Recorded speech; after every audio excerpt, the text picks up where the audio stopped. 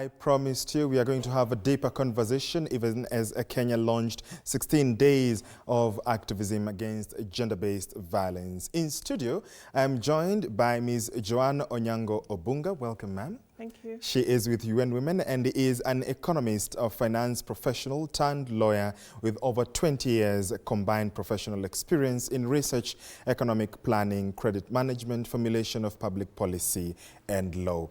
We are delighted to have you. Also joining us tonight, but virtually, is Sunita Caminha. I believe I got that right.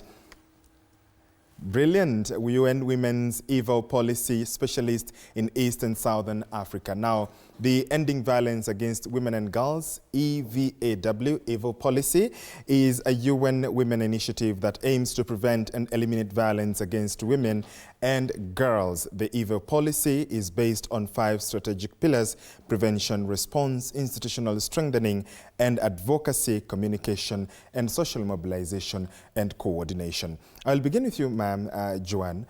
Looking at the statistics, they're quite worrying and they're quite frightening when you look at it.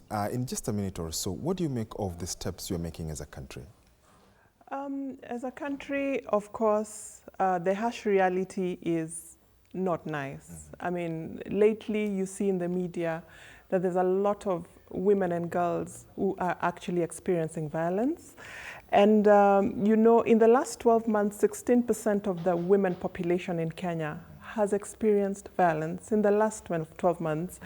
And when you're looking at 16%, that is, we are a population of about 50, half of which are women. Yeah. So 16% of 25 million is about 8 million. So that's not a very good statistic to look at. You know, in the last, survey that we had, yeah, women in Kenya experienced, 34% of women in Kenya experienced violence. And we're looking at women from the age of 15 years old going forward. Some are very young, some are children, but they're experiencing violence, something that is not very good to experience as a country. And yes, of course, we'll be getting deeper into this. Let me engage Sunita. Thank you, Sunita, for joining us. This report that the UN Women has released today, of course, slow progress has been made. Is it, what especially is the hindrance to making progress in as much as there have been 16 days of activism observed in the past? Thank you for having me.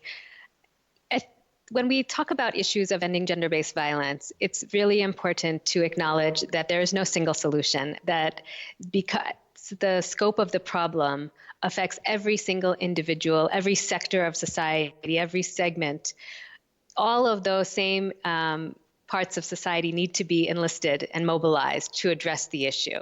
And this is where, while we have laws and policies that have been put in place, and that's an incredibly important foundation, it's not enough alone. And as one of the speakers earlier was speaking around, the investment that's needed, that's very important, but again, it can't operate in isolation. And so this is where we haven't seen that critical mass of actors coming together and mobilized to take action to address this issue in a comprehensive way. We are moving towards that direction, but we're not yet there.